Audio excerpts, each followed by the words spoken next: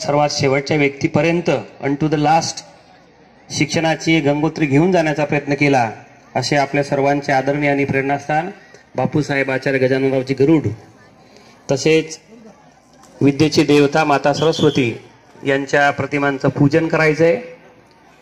या शुभ्र वस्त्रावृता, या वीणावर दंड मंडित करा, या श्वेत पद्मासना, जिच्या स्तवनाने आपल्या जीवनामध्ये चैतन्य स्फुरतं अशा माता सरस्वतीचं पूजन। टाळ्याच्या गजरात जोरदार टाळ्या वाजवायच्या आहेत। संस्थेचे सन्मान्य मान्यवर या निमित्तानं मान्य माने सर आपल्यामध्ये उपस्थित आहेत। संस्थेचे शाळेचे आपले माजी मुख्याध्यापक RS परदेशी सर सुद्धा आपल्यामध्ये उपस्थित आहेत। पत्रकार बंधू आहेत, त्यानंतर भास्करराव आंबिकार आहेत, श्री प्रभाकर काळू चौधरी आहेत, पत्रकारांमधून आलेले गजानन भाऊ क्षीरसागर आहेत, चंद्रकांत पाटील आहेत, अनेक मान्यवर, शेळके साहेब आहेत, रामेश्वरमधून आलेले सन्मान्य सरपंच, म्हसासून आलेले प्रकाश प्रेक्षक सन्मान्य सुर्वे सर, आपल्या सर्वांचे प्रेरणास्थान पटेल दादा, विद्यालयाचे उपमुख्याध्यापक श्री शिंदे सर, या सर्वांच्या उपस्थितीमध्ये अतिशय मंगल अशा वातावरणामध्ये या विचारांचं प्रज्वलन, या विचारदीपाचं प्रज्वलन आपण करूया। आपल्या विद्यालयाच्या सन्मान्य मुख्याध्यापिका दीपप्रज्वलित करत आहेत, RS परदेशी सर दीपप्रज्वलित करत आहेत, टाळ्या वाजवायचे, पटेल दादा दीपप्रज्वलित करत आहेत।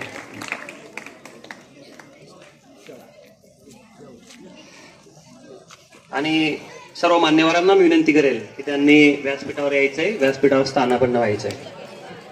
यानंतर लगेच आपला वेळ न घेता मी आपल्या विद्यालयातील गजवदना तुझे सुंदर ध्यान, मंगल मूर्ती मंगल नाम, गजवदना तुझे सुंदर ध्यान, ओंकाराचे रूप तुझे, ब्रह्मा हरिहर नाम तुझे, ओंकाराचे रूप तुझे, ब्रह्मा हरिहर नाम तुझे, वेदाहुनहि असशी महान, गजवदना तुझे सुंदर ध्यान, मंगल मूर्ती मंगल नाम, गजवदना तुझे सुंदर ध्यान, कार्यारंभी नमन तुला, ग्रंथारंभी स्तवन तुला, कार्यारंभी पडो,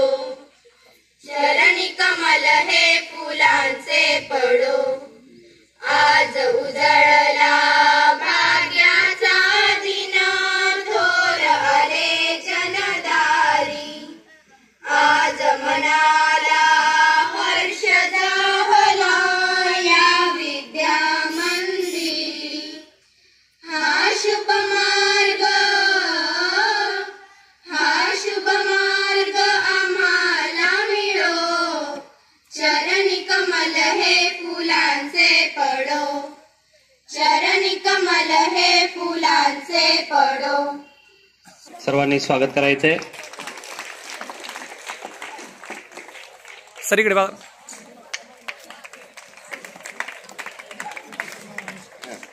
यानंतर आपल्या कार्य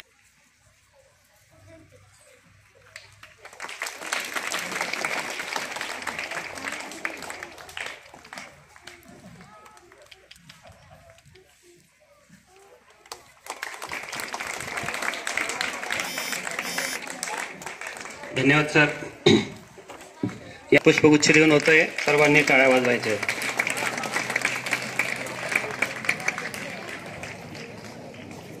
यानंतर व्यासपीठावर उपस्थित असलेले आपल्या विद्यालय माने सरांचा सत्कार विद्यालयाच्या वतीनं विद्यालयाचे ज्येष्ठ शिक्षक श्री PU खरे सर यांनी त्यांचा सत्कार करावा असं मी त्यांना विनंती करतो। PU खरे सर।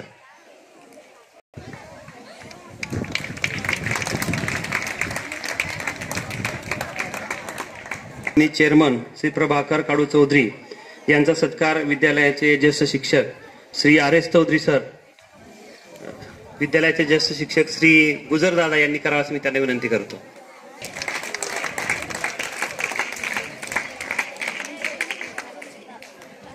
यानंतर सर्व ज्येष्ठ शिक्षकांना मी विनंती करेल की आपल्या विद्यालयामध्ये उपस्थित असलेल्या सर्व ज्येष्ठ मान्यवरांचं ठिकाणावर जाऊन गुलाब पुष्प देऊन त्यांचं स्वागत करतील. गायकवाड सर सर्वांनी स्वागत करायचे. सर्वांचं गुलाब पुष्प देऊन टाळ्या वाजवून आलेल्या सर्व मान्यवरांचं आपण इथे सत्कार करूया, स्वागत करूया. यानंतर या कार्यक्रमामध्ये आपल्याला साहेबांना ऐकायचं आहे आणि म्हणून जास्त वेळ न घेता या कार्यक्रमाचे संयोजक विद्यालयाचे सन्मान्य पर्यवेक्षक श्री सुर्वे सरांना विनंती करेल की त्यांनी कार्यक्रमाचा प्रास्ताविक मांडावा.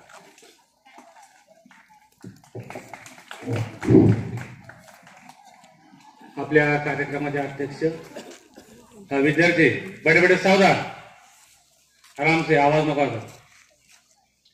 आपल्या या सुंदर कार्यक्रमाचे अध्यक्ष आमचे सर्वांचे मार्गदर्शक आदरणीय दादासाहेब यू पाटील सर, कृषी भूषण कृषी रत्न आदरणीय भाऊसाहेब शामरावजी, आपल्या विविध कार्यकारी सहकारी सोसायटीचे चेअरमन आदरणीय प्रभाकर गुरुजी, आपल्या विद्यालयाच्या मुख्याध्यापिका आदरणीय शेळके मॅडम, उपमुख्याध्यापक आदरणीय शिंदे सर, आमचे मार्गदर्शक आदरणीय पटेल दादा, माने सर, परतीजी सर, माझे सर्व सहकारी बंधू भगिनी, आमच्या विनंतीला मान देऊन आलेले ज्येष्ठ नागरिक संघाचे अनेक सदस्य, पदाधिकारी, पत्रकार बंधू, विद्यार्थी मित्र आणि मैत्रिणी.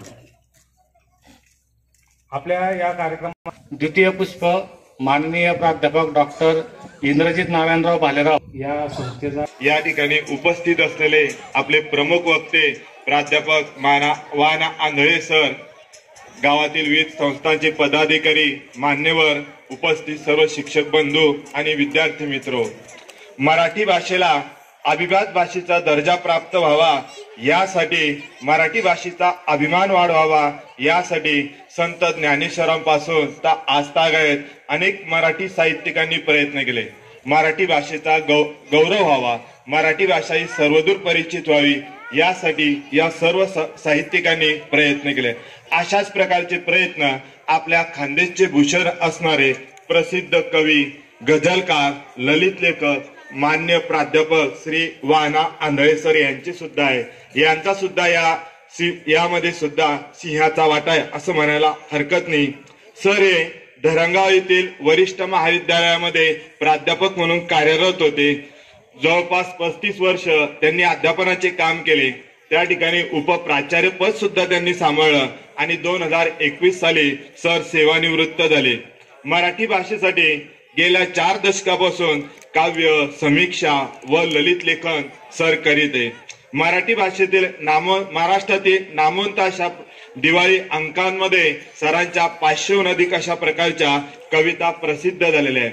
ज्या ज्या ठिकाणी मराठी साहित्य संमेलन झालं असेल त्या सर्व साहित्य संमेलनांमध्ये सरांच्या कवितांचं वाचन झालेलं आहे. हा आपल्या सर्वांसाठी एक अभिमान म्हणावा लागेल. सरांनी गुलमोहर, स्पंदन, फरमान आणि फरमान हे तर त्यांचे काव्यसंग्रह प्रकाशित झालेले.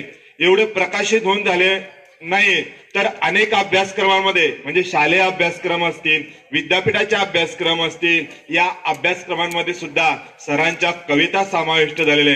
हा आपल्यासाठी आणि सरांसाठी सुद्धा फार अभिमान आहे असं म्हणायला हरकत नाही. अनेक मालिकांसाठी सुद्धा सरांनी शीर्षक गीत लेखन केलेले आहे. बाहुलीचं लगीन या चित्रपटासाठी सुद्धा सरांनी गीत लिहिलेले. सरांचं फरमान आणि इतर कविता याच्यावर आधारित समीक्षा लेखन झालेले. हे समीक्षा लेखन महाराष्ट्रातील आणि महाराष्ट्राबाहेरील 40 अशा प्रकारच्या साहित्यिकांनी केलेले. म्हणजे त्या सरांचा एक भला मोठा असा गौरव किंवा अभिमान वाटायला हरकत नाही असं म्हणायला हरकत नाही. आई मला जन्म घेऊ दे ही सरांची सर्वात जास्त गाजलेली कविता आहे. ही आपल्या महाराष्ट्रात नाही, देशातच नाही तर महाराष्ट्राच्या बाहेर सुद्धा प्रसिद्ध झालेले, 7 समुद्र पार गेलेले. मी अगोदरच सांगितलं की सर मराठी भाषेसाठी अभिमान आहे म्हणून मराठी भाषेला अभिजात भाषेचा दर्जा मिळालेला आहे का, तर अशा प्रकारचे साहित्यिक, प्रसिद्ध कवी, नामवंत लेखक आपल्या या महाराष्ट्रामध्ये. 7 समुद्र पार गेलेली कविता जवळपास 45 भाषांमधून प्रसिद्ध झालेले आहे. आजवर महाराष्ट्राला हा अलौकिक अशा प्रकारचा गौरव प्राप्त झालेला आहे. सरांचं कार्य कर्तृत्व वर्णन करावं तेवढं कमीच आहे. विविध प्रकारच्या अनेक 27 साहित्य पुरस्कारांनी सरांना वेळोवेळी यथोचित सन्मानित करण्यात आलेले. अनेक वेळा महाराष्ट्र राज्यस्तरीय जे साहित्य संमेलन झालेले त्या संमेलनामधून सरा अध्यक्षस्थान सरांनी भूषवलेले आहे. मी थोडस माझ्यासारख्या सर्वसामान्य व्यक्तीने सरांच्या बाबतीत काय तो परिचय द्यावा ते तेवढे शब्द अपूर्णच पडतील. म्हणून मी सरांना जाता जाता सर एवढं म्हणेल की सर आई मला जन्म घेऊ दे ही तुमची कविता, गाजलेली कविता या ठिकाणी आमच्या विद्यार्थ्यांसमोर तुम्ही सादर करावी, आम्हाला सुद्धा अभिमान वाटेल. एवढं बोलून मी माझे 2 शब्द संपवतो. जय हिंद, जय महाराष्ट्र. धन्यवाद सर, खूप छान.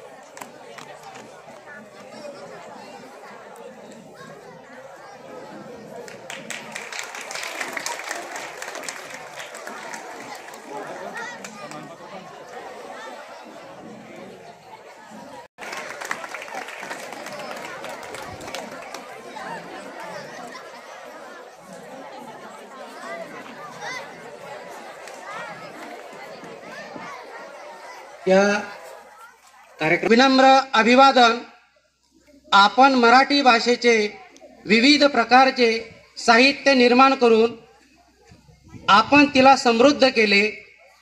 काव्यलेखन, समीक्षा लेखन व ललित लेखन आपण गेल्या अनेक दशकापासून करत आहात. अनेक मराठी चित्रपटांसाठी गीतलेखन, आई मला जन्म घेऊ दे या कवितेत आपणास 7 समुद्रापार नेले आहे. अनेक पुरस्कारांनी आपला गौरव केला आहे. मराठी साहित्य संमेलनाचे अध्यक्षपद भूषवून आपण त्या भाषेचा सन्मान वाढवला आहे. मराठी साहित्य क्षेत्रातील आपल्या या कार्याला मानाचा मुजरा करतो. शुभेच्छा म्हणून हे सन्मानपत्र आम्ही आपणास प्रदान करीत आहोत. धन्यवाद. स्वागत करायचे, सत्कार करायचा.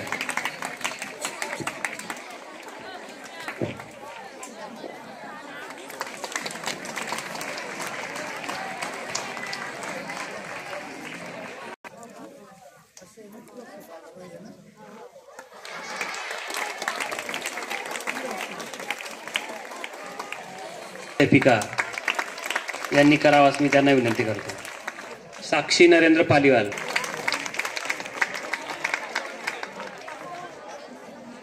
यानंतर खानदेशच नव्हे तर संपूर्ण महाराष्ट्र आवडीन. मी जे बोलीन ते आवडीन, पण वच नका करता. बस 2 खतरनाक माणसं तंबूच्या खाली बांबूच्या जवळ बसवले आहेत आणि त्यामुळे जर कोणी वच केलं तर टच बोलणं घासान. शांत. आजच्या या सुंदर देखण्या आणि अतिशय हृदयस्पर्शी अशा कार्यक्रमाचे अध्यक्ष, या संस्थेचे सहसचिव सन्माननीय श्रीयुत यू पाटील सर, ज्यांना उभा महाराष्ट्र ओळखतो, ज्यांनी कृषी क्षेत्रात आमूलाग्र बदल करीत शेतकऱ्यांच्या पाठीमागे उभं राहण्याचं काम अहोरात्र केलं.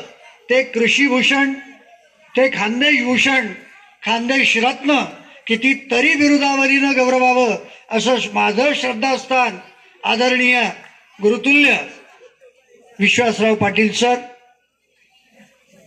या विद्यालयाच्या आदरणीय मुख्याध्यापिका मॅडम, ज्यांच्यामुळे मला इथे येता आलं ते या विद्यालयाचे पर्यवेक्षक माझे सन्मित्र आदरणीय सुर्वे सर,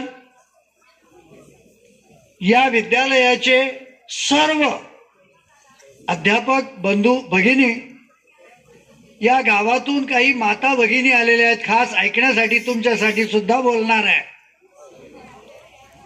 त्या माता भगिनी, इकडे या लोहारा गावातले काही प्रतिष्ठित ग्रामस्थ आलेले आहेत, शेतकरी आलेले आहेत, व्यापारी आलेले आहेत, राजकीय क्षेत्रातली धुरीण मंडळी आली आहे, ते सगळे पत्रकार आणि अतिशय शांततेनं कार्यक्रमाचा आस्वाद घेण्यासाठी माझ्या समोर उपस्थित असलेले सगळे माझे विद्यार्थी बंधू भगिनी आणि व्यासपीठावरचे सर्व मान्यवर, मला जर शांतता दिली तुम्ही तर मी तुमच्यासाठी खूप सुंदर सुंदर काहीतरी सांगणार आहे. इकडेच लक्ष द्या. एरवी आपलं लक्ष दुसरीकडेच असतं, पण इतक्या लांबून, फार लांबून नाही आलो असलो तरी येताना बराच त्रास मला झाला, अडथळे आले. त्या अडथळ्यांना पार करीत खास तुमच्यासाठी मी इथे आलेलो आहे. जर मी तुमच्यासाठी आधी योग्य वागणूक मला दिली पाहिजे, ही माझी माफक अपेक्षा आहे. तुमच्या विद्यालयाचं पंचक्रोशीत नाव आहे. इथले शिक्षक, इथले विद्यार्थी, इथले संस्थाचालक या सगळ्यांचं एक नाव आहे. आणि म्हणून एवढ्या ग्रामीण भागात असूनही किती शिस्तशीर तुम्ही बसलेले आहात. खूप चांगल्या घरातून तुम्ही आलेले दिसतात. आत्ता पारितोषिक वितरण समारंभ झाला छोटासा, मला फार अभिमान वाटला. या लेख वाचवा अभियानामध्ये मी गेली 20 वर्ष काम करतोय. त्या अभियानाचं फलित मला पाहायला मिळालं. अरे का तिन्ही पारितोषिक पोरींनाच मिळावे आणि पोरं कुठे गेले? मावल्यांनो, पोरगा झाला की पेढे वाटता आणि पोरगी झाली की नाक मुरडता, असा काळ तुम्ही पाहिलेला आहे. आता पोरांना पोरी भेटत नाही. काय वय रे भाऊ तुझं? 32. अरे तरी बी लग्न झालं नाही रे, मग 24 वर्षी झालं होतं. किती वाईट दिवस आले. आणि ती आई पूजा करते देवाची, देवा मला असाच पोरगा दे, पोरी नको रे देवा. दे रे देवा मले पूत, आणि देवानं दिला आगडधूत. असे आगडधूत जास्त दिसतात मला. का बरं पारितोषिक मिळालं नाही पोरांना? त्या पोरींनी ज्या नोट्स काढल्या इंद्रजित भालेराव सरांच्या भाषणाच्या, आणि त्या भाषणाच्या नोट्स त्या विजयी ठरल्या काढून. या पद्धतीनं जर तुम्ही अभ्यासाकडे, आलेल्या वक्त्याच्या व्याख्यानाकडे, कारण जसं मला तुमच्या शाळेने बोलवलं तसे इथले बसलेल्या विद्यार्थ्यांना, विद्यार्थिनींना तुमच्या शाळेने आणि इतर शाळांनी देखील सन्मानपूर्वक बोलवलं पाहिजे. बऱ्याच ठिकाणी माझा एकचदा स्वागत आणि सत्कार होतो, इथे 3-3 सत्कार झाले. काय प्रेम आहे लोकांचं. ज्ञान साधना मित्रमंडळातर्फे सत्कार, या विद्यालयातर्फे सत्कार, या संस्थेतर्फे सत्कार. किती सत्कार. आपल्या सत्काराने मी खरोखरी भारावलो आहे. या सत्काराचं ऋण माझ्यावर शेवटपर्यंत राहील आणि या सत्काराला पात्र ठरण्याचा मी शेवटच्या श्वासापर्यंत निश्चित प्रयत्न करीन. मित्रो, खूप सुंदर विषय दिलाय. मराठी भाषा साहित्याची मेजवानी. मेजवानी म्हटलं की तोंडाला पाणी सुटतं, आणि ही साहित्याची मेजवानी म्हटलं की कानाला आणि मनाला पाणी सुटलं पाहिजे. सुटतं. जर कान आणि मन एका सूत्रात जर तुम्ही ओवले तर मी इथे व्यक्त केलेला एक एक शब्द तुम्ही झेलाल, मला खात्री आहे. एकालाही बोर झालं तर मी खाली बसून जाईल, हेच अगोदरच सांगतोय. आणि मी साहित्यावर बोलणार आहे. साहित्य म्हणजे काय, कविता म्हणजे काय, हे सांगण्याआधी तुम्हाला एक विनोद सांगतो. माझं नाव इथे सूत्रसंचालकांनी घेतलं. आल्या आल्या त्यांनी सांगितलं की आपल्या कार्यक्रमाचं प्रमुख आकर्षण आंधळे सर येत आहे. आणि मी असा तर्रा गाडीतून उतरलो, असा भराभरा इकडे यायला लागलो. या बाकीचे पोरी माझ्या डोळ्याकडे पाहत होते. आंधळे सर येत आहे आणि न अडखडता न धडपडता कोणी माझ्या हातही धरला नाही. मी माझा चालत आलो. एकतर सूत्रसंचालक खोटं बोलताय, नाही तर येणारा वक्ता तरी खोटं वागतोय आंधळे. पण या आंधळे नावाची गंमत सांगतो. मी तुमच्यापेक्षा थोडासा मोठा होतो. साधारणतः FIBA ला मी असेल त्यावेळी मी कविता संग्रह काढला, वेगवेगळ्या कवींच्या कविता जमवून तो मी संपादित केला. 13वीला असताना. विचार करा, कवितेचं वेड मला कधीपासून लागलंय, 10वी-12वी पासून. आणि 13वीला आल्यानंतर मी पुस्तक काढलं. बघा, ऐका, काळजी नाही ऐका. पुस्तक काढलं, दादांसारखे थोर मोठे बोलवले, प्रकाशन झालं, बातमी लिहा. आताच्या वेळेला पत्रकार आले, तेव्हा काही पत्रकार येत नव्हते. आम्हाला पत्रकारांना बातमी घरी लिहून द्यावी लागत असे. मग मी लिहून दिली. मीच केलं सगळं, लिहून दिली. कारण म्हणे भाऊ फोटो, म्हटलं फोटो, जातो फोटोग्राफरकडे. गेलो फोटोग्राफरकडे. आजपासून मला असं वाटतं 45 वर्षापूर्वीचा काळ.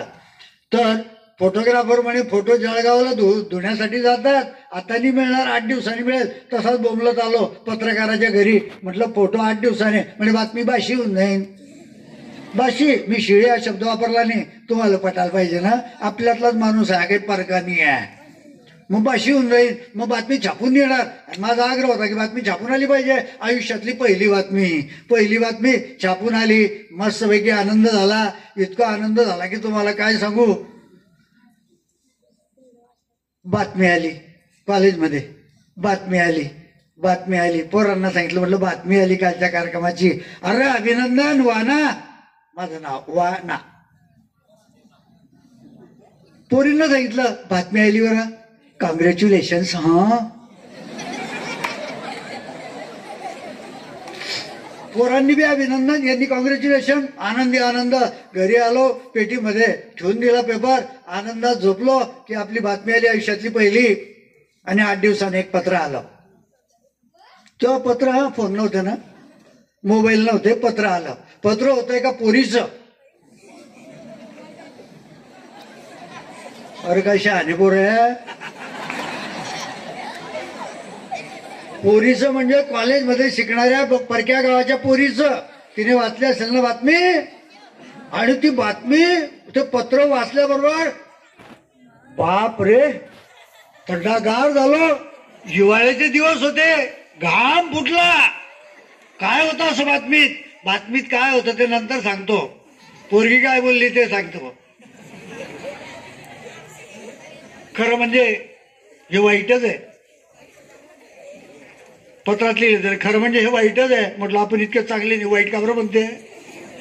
आणि पुढचं वाचून काढलं आणि पेपर काढला. पेपराच्या संदर्भात लिहिलं होतं. काय लिहिलं होतं, मी असं पत्रकाराला काय लिहून दिलं, साकेत या काव्यसंग्रहाचे संपादक वाना आंधळे हे आहेत. माझं काही चुकलं का. साकेत या काव्यसंग्रहाचे संपादक वाना आंधळे हे आहेत. पण छापून असं आलं, तसं नाही आलं. कसं आलं ते सांगतो. साकेत या काव्यसंग्रहाचे संपादक वाना हे आंधळे आहेत.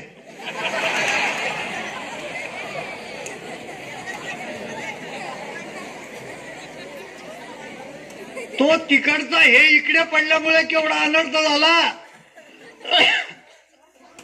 पोरीने लिहिलं होतं पत्रात, तुम्ही इतके चांगले, माझा पासपोर्ट छापून आला होता तेव्हा खूप चांगला दिसायचो. तुम्ही इतके चांगले दिसता, इतके चांगले लिहिता. माझ्या कवितेच्या ओळी सुद्धा सर तिने लिहून पाठवल्या होत्या. वाऱ्याला लाथा बसतात का कधी. अरे वाऱ्याला लाथा बसतात का कधी, तुझी आपली वरात वाऱ्यावरच असते. वाऱ्याला लाथा बसतात का कधी, तुझी आपली वरात वाऱ्यावरच असते. तू गुलमोहराच्या झाडाखाली थांबत नको जाऊस, सध्या माझी प्रकृती बरी नसते. इतकी चांगली लिहिणारा, चांगली कविता लिहिणारा कवी तुम्ही असे तरी इतकं चांगलं लिहिता. तुम्ही तसे असते तर किती चांगलं लिहिलं असतं. आणि मग डोक्याला हात मारून घेतला.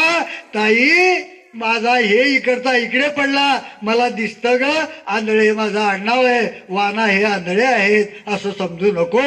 बघा नाव इतकं चित्र विचित्र आडनाव मला मिळालंय, पण या चित्र विचित्र आडनावावर मला फार अभिमान आहे. माझं नाव कोणीच विसरणार नाही. आता हा किस्सा सांगितल्यानंतर शिक्षक लोक तर विसरणार नाहीत, पण मुलं मुली सुद्धा विसरणार नाहीत. असो, मराठी भाषेची जादू, नजाकत, ताकद, सामर्थ्य, शक्ती किती प्रचंड आहे. आता विश्वात्मके देवे येडे वाग्यज्ञ तोषावे, तोषुनी मज द्यावे पसाय दाने.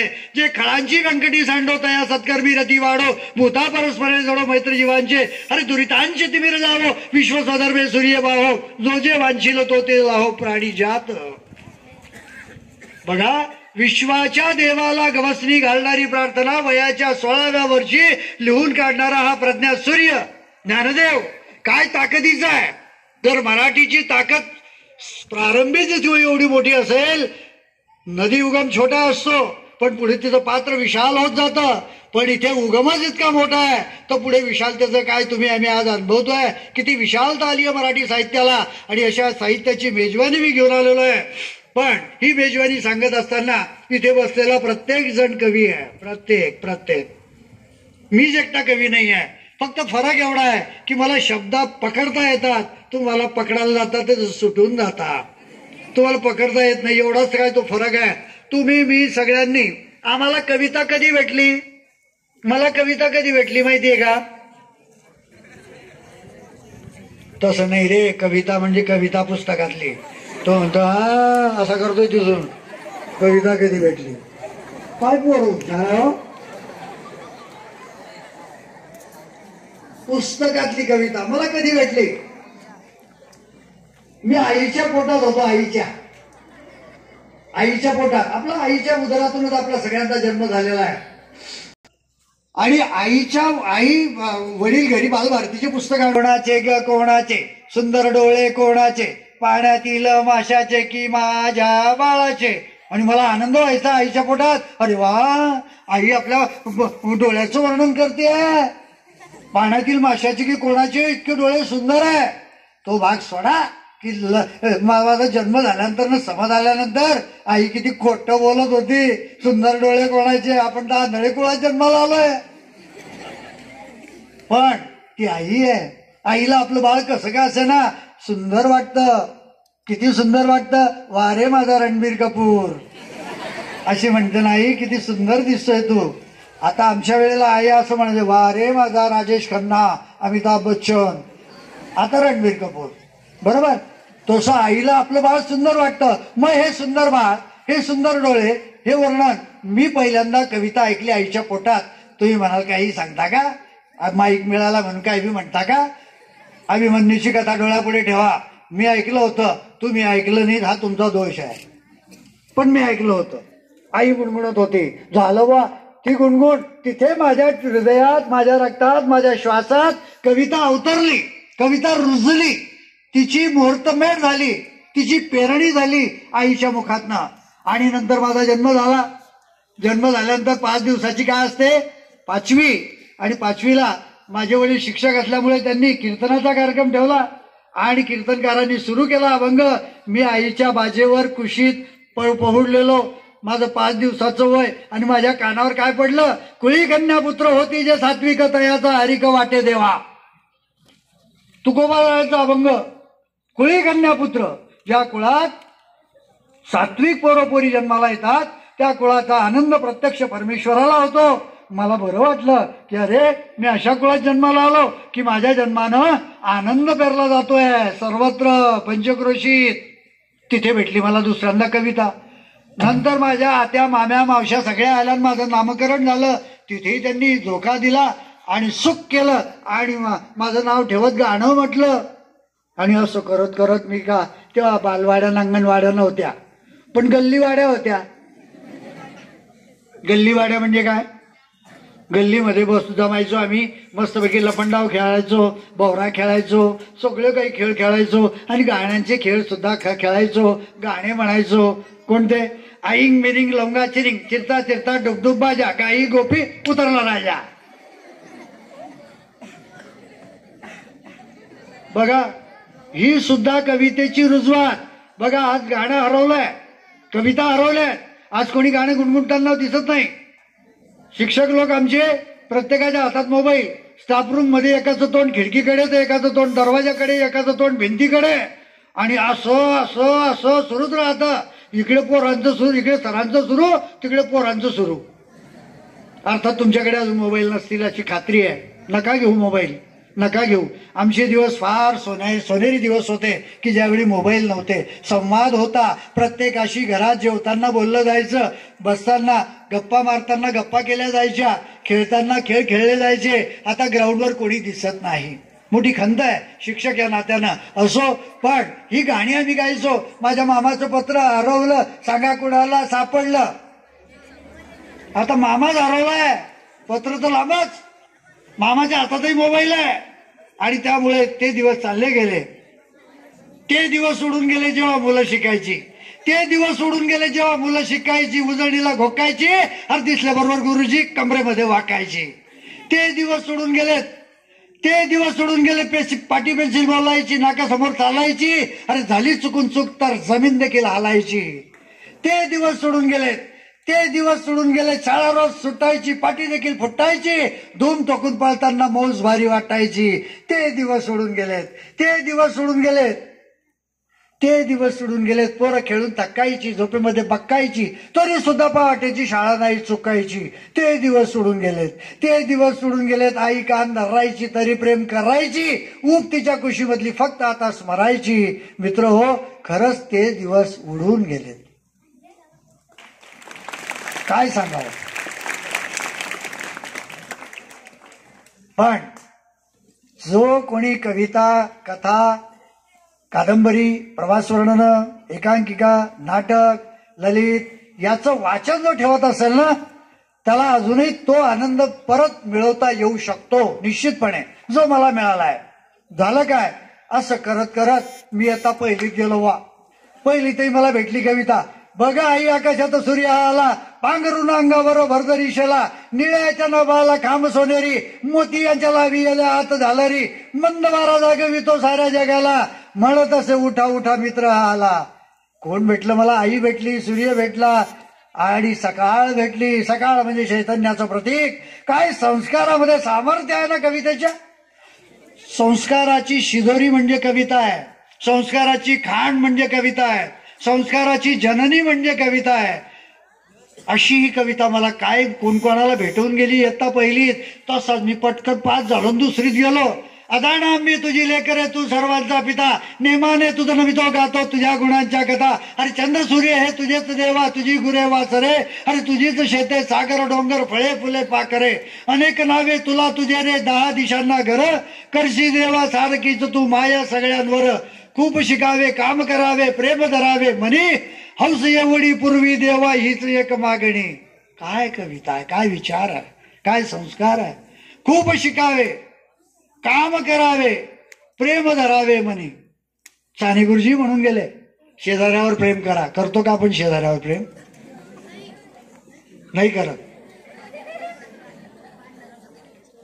मला वेगळं म्हणायचं, असता काय शेजाऱ्यावर प्रेम करा म्हटलं तर पोरं हुशार हो.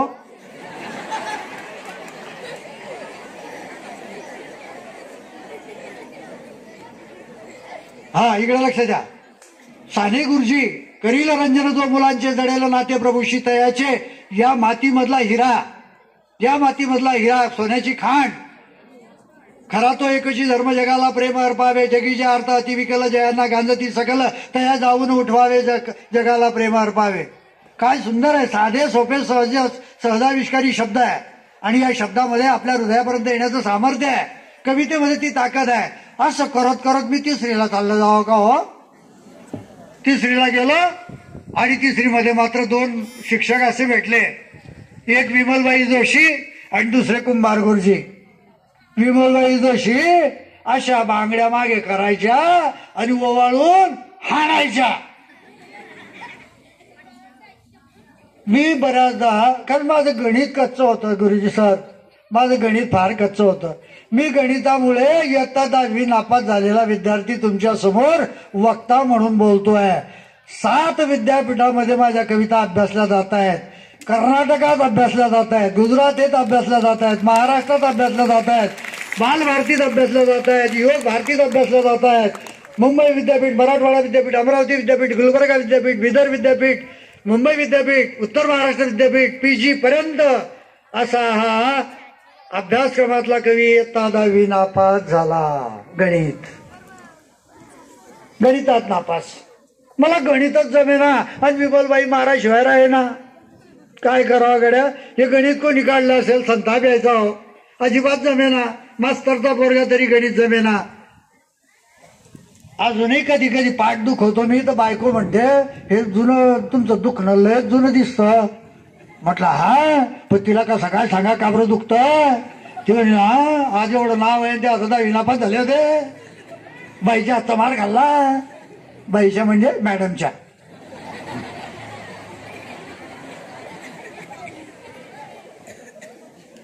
अजून मी दुखतोय. बाई म्हणते मग आयडेक्स लावून घ्या, मूव लावून घ्या, फवारा मारून घ्या. पण तुम्हाला खरंच सांगू का, तेवढ्यापुरतं बरं वाटतं, नंतर तसंच दुखायला लागतं. गणित लहानपणी वाटायचं सुरुवातीसारखी गणित कोणी काढलं, पण मोठं झाल्यानंतर त्याच गणिताचे आकडे, पगाराचे आकडे पाहून 2.5 लाख खूप बरं वाटायचं. वा वा, गणित ज्याने काढलं त्याला धन्यवाद. पगाराचे आकडे.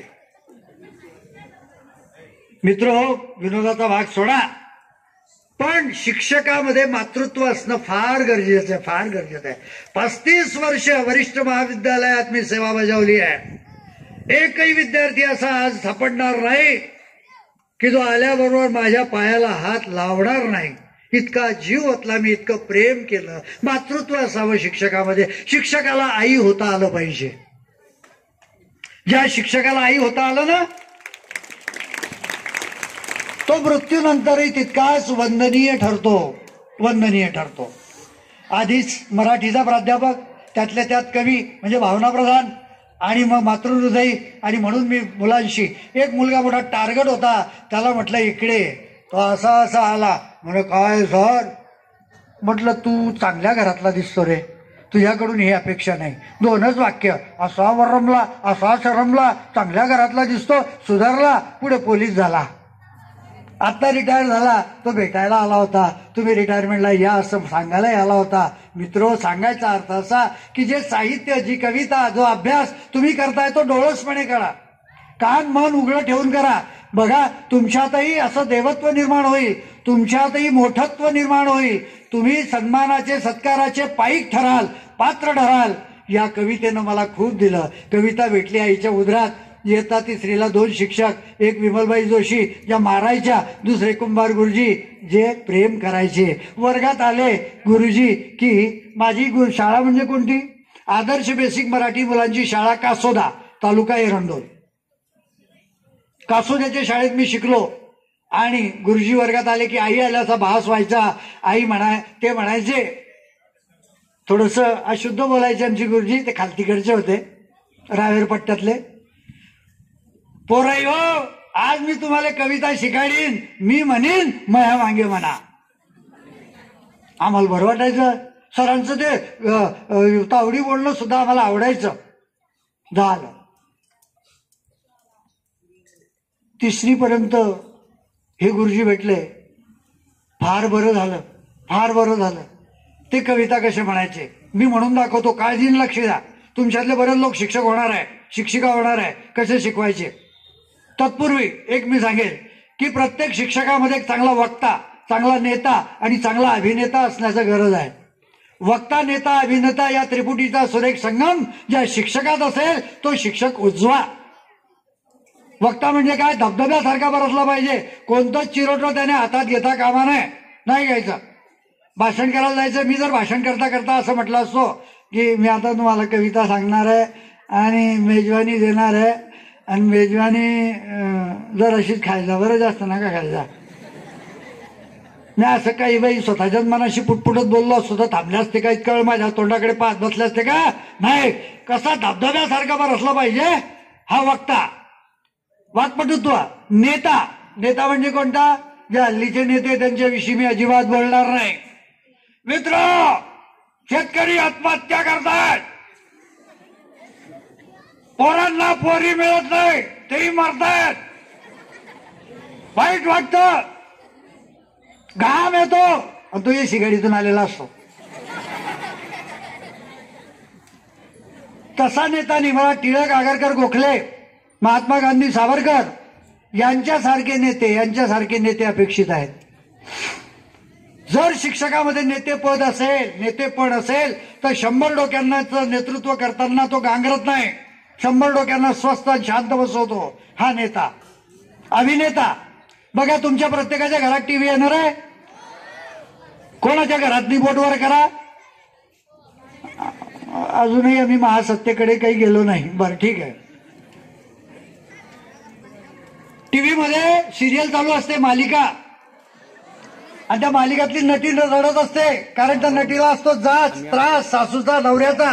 ती रडते आणि तिचं रडणं आमची बहीण, आमची आई, आम्ही असे पाहतो समोर बसून. आई भाजी कापत असते, बहीण लिहित असते आणि भाऊ टिवल्या बावल्या करत, तेही पाहतो आणि टिवल्या बावल्या करत असतो.